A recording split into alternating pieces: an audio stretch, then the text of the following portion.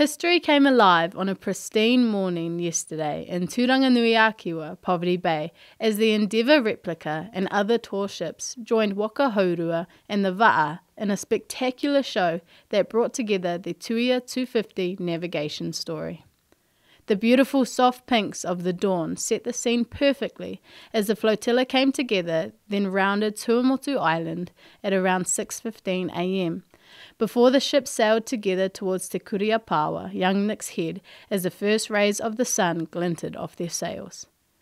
A karakia and interdenominational service was held at Te Waiōhiharore, the Cut, from 6 a.m, where prayers and salutations were offered for the Maori who died when Lieutenant James Cook and his crew on the Endeavour landed at Turanganui-a-Kiwa.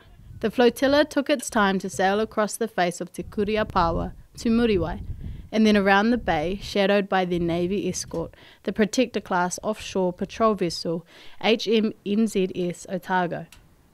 Thousands of people had lined the city beachfront by 8 a.m. to watch. The free family breakfast stores set up along the Oneroa walkway did a roaring trade with long lines of people queuing for food and drink. A big playground area was set up for the children in Beacon Reserve, and it was well used by the many youngsters. We want this day to be about making memories for our children, for them to see the spectacle of bringing together the two navigational components of the commemoration, the Tuia 250 organisers said in advance. Being not from here, it was nice to see everybody, the community, and yeah, there's definitely a real buzz going on. I think also it's really great that people have a voice to express whether they're kind of happy about these celebrations or not happy. I think there's obviously lots of controversy around the event. We've got lots of history to celebrate, commemorate, and it's about learning and using that knowledge to move forward, I think. The tour ships and waka made their approach to Eastland Port just before 11 a.m. It was estimated that docking the ships would take a couple of hours. A brilliant day, lovely sunny day. We had some wind in the right direction initially, which we could actually sail down with square rig sail set, which managed to carry all the way across the bay to Nick's Head.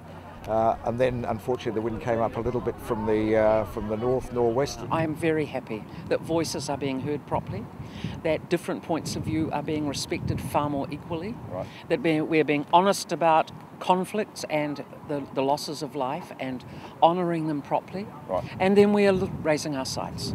A protest action against the arrival of the Endeavour and the ongoing impacts of colonisation and colonialism took place alongside the Turanganui River from around 10 a.m. I'm thinking just everyone's just trying to, celebrate something that shouldn't be celebrated too soon. Prime Minister Jacinda Ardern told the Gisborne Herald this Tuia 250 storytelling was important. It is the telling of the encounter between two peoples, and obviously that needs to start with the history of Maori, and that's where we have started.